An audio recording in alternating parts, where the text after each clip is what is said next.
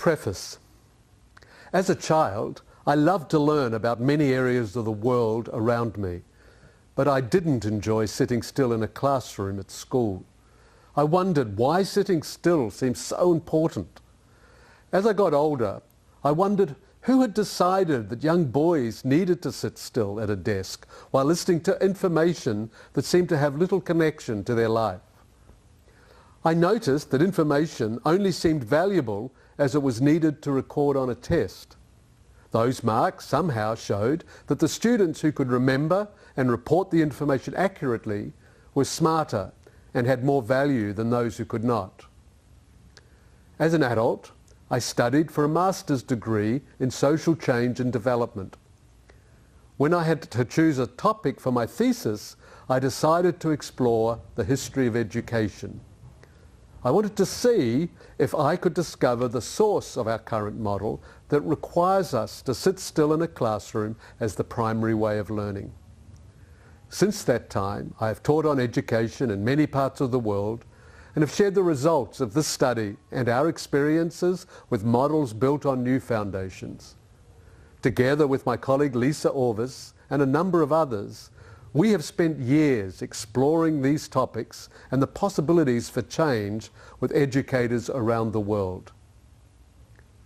I am often asked if I could share these insights and experiences in a book. This book is the result.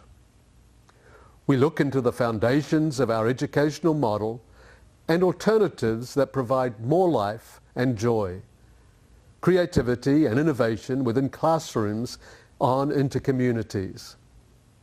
Exploring the history of education shows that the current system isn't just the way things are. The system we have now developed from beliefs and values that led to actions by a large number of people over a long period of time. The exciting thing is that those beliefs, values, actions, and their fruit can be changed. It's possible to build from new foundations into new practices that have and will change the fruit in individual children and communities. Stories from our lives and the lives of those we've worked with around the world are included to illustrate current struggles and catch glimpses of what education could look like. We have seen that from the remote villages to elite urban mega schools, education can become a joyful process of hands-on creative discovery. Learning together in the classroom and across the community creates a process that develops the possibilities in each child and community. Working from new foundation towards new goals leads to new actions and new results.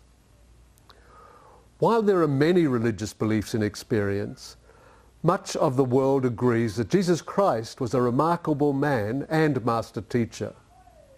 His example and teachings are explored throughout the book, which we trust will give new insight and hope for every person.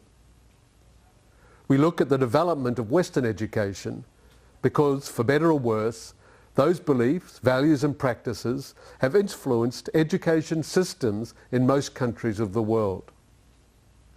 We also reflect on the richness of other models that have shaped communities around the world with great fruitfulness.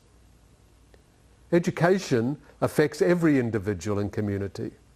This book is an invitation for all of us, parents, teachers, students, community members and church leaders, to raise questions, reflect on stories, explore possibilities, and begin to dream new dreams for our children and communities around the world.